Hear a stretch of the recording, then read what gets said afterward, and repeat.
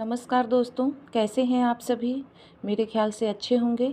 तो आज हम अगली क्लास शुरू करते हैं अपनी। आज हम पढ़ेंगे सर्वनाम। सर्वनाम किसे कहते हैं और उसके भेद के बारे में जानेंगे। तो सर्वनाम किसे कहते हैं?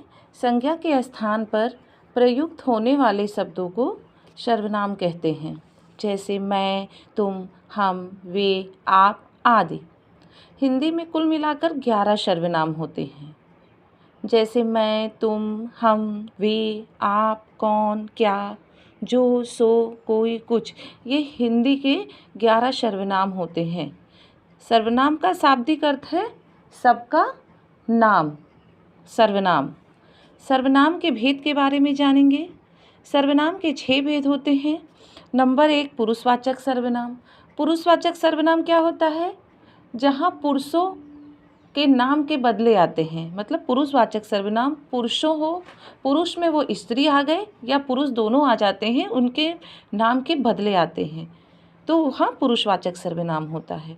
पुरुषवाचक सर्वनाम के भी 3 भेद होते हैं। क उत्तम पुरुष, ख मध्यम पुरुष, ग अन्य पुरुष। अब उत्तम पुरुष में मैं, हम, मुझे आते हैं। उत्तम पुरुष का क्या मतलब होता है कि जहाँ पे लेखक या वक्ता आता है, जहाँ पे खुद के बारे में बात की गई हो, जैसे मैं, हम, वहाँ जो चीज़ आए वहाँ पे उत्तम पुरुष होता है। मध्यम पुरुष में तू, तुम, आप आता है। या हम कह सकते हैं कि मध्यम पुरुष में पाठक या श्रोता आते हैं। जो बोल रहा है, जो सुन रहा है, वो मध्यम पुरुष में आता है, पाठक या श्रोता। और नंबर गा है अन्य पुरुष। अन्य पुरुष में वह, वे, यह, ये आते हैं। अन्य पुरुष को प्रथम पुरुष भी बोल सकते हैं हम। अन्य पुरुष में वह, वे, यह, ये, वह क्या कर रहा है, वे कहाँ जा रहे हैं, ये सब किसी और के बारे में जो पूछा जाए या किसी और के बारे में जो बात किया जाए, वहाँ पे अन्य पुरुष हो जाते हैं। तो आपको कॉन्सेप्ट समझ में आया? पुरुषवाचक सर्वनाम। सर्वनाम के भेद में सबसे पहले पुरुषवाचक सर्वनाम है। पुरुषवाचक सर्वनाम के 3 भेद हैं, उत्तम पुरुष, मध्यम पुरुष और अन्य पुरुष। नंबर 2 है निश्चयवाचक सर्वनाम। निश्चयवाचक सर्वनाम में यह, वह आदि शब्द आते हैं।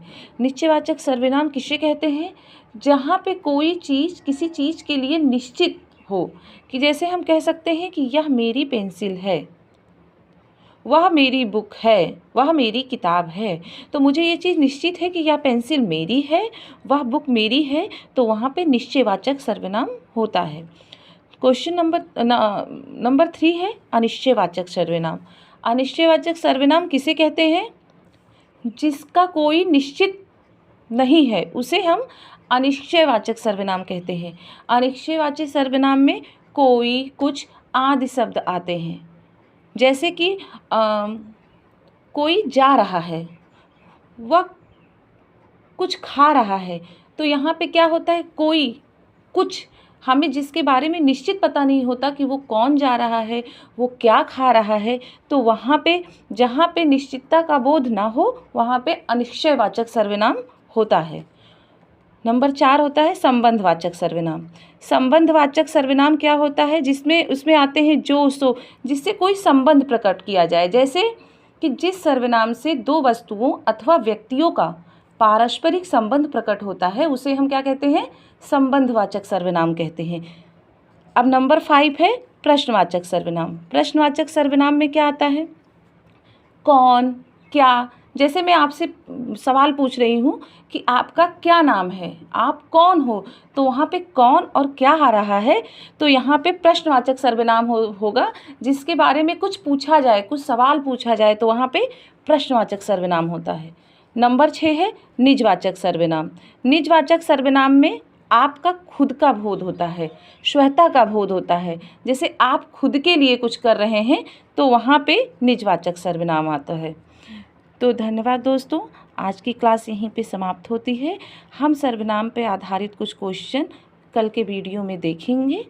तो अगर आपको मेरा वीडियो पसंद आता है तो प्लीज़ चैनल को लाइक, शेयर और सब्सक्राइब करना मत भूलिए। तब तक के लिए धन्यवाद। नमस्कार।